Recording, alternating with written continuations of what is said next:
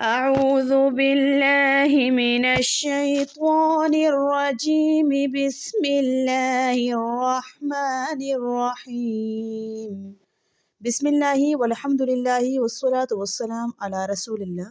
السلام علیکم ورحمۃ اللہ وبرکاتہ۔ سبق نمبر 23 آج کے سبق میں ہم حروف مرکبات تختی نمبر 1 کے متعلق ہم نے بہت تفصیل پڑھی تھی، سب کچھ کلیئر کر لیا تھا۔ آج ہم تختی نمبر 2 کی طرف جائیں گے جو ہیں حروف مرکبات۔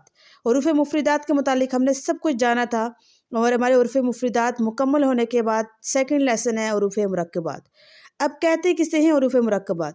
مرکب کیا ہے؟ دو یا اس سے زائد حروف مل کر ایک مرکب بنتا ہے۔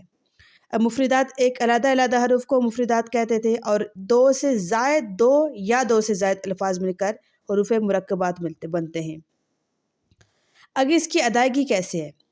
اب اس سبق میں تلفظ کی ادائیگی کا خاص خیال رکھیں۔ وہاں پر صرف ایک لیٹر پڑھنا تھا، یہاں پر ان کا 2-3 لیٹرز کو ملانا ہے، اسی لیے ان الفاظ کی تلفظ کی ادائیگی کا خاص خیال رکھنا ضروری ہے۔ اب ان حروف کی شکل کیسی ہوگی؟ یعنی جب 2 یا 2 سے زائد حروف مل کر لکھے جائیں تو ان کی شکل تھوڑی سی بدل جاتی ہے۔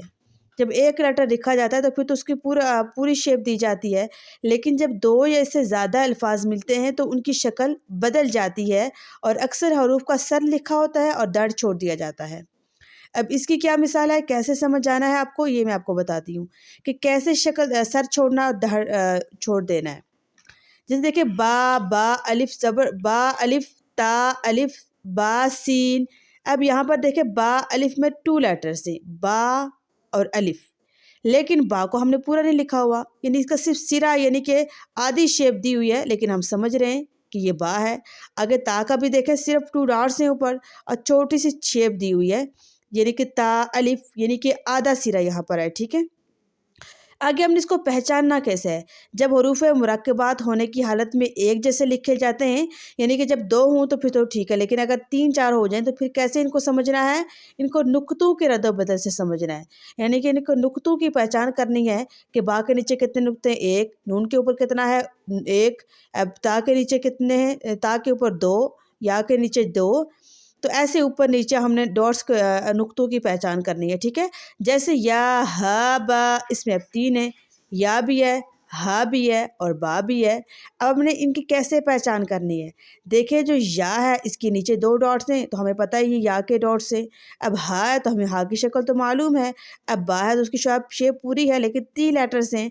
اب دیکھیے ہم یا کی شکل اگر حروف مفردات میں جو ہم نے پڑھی تھی وہ ایک الگ شیپ تھی، اب یہاں پر جب آئے تو یہاں پر 2 ڈاٹس ہو گئے، 2 نقطے آ گئے، تو اب ہم نے نقطوں کے ذریعے اس کی پہچان کرنی ہے کہ کون سا حرف کون سا ہے۔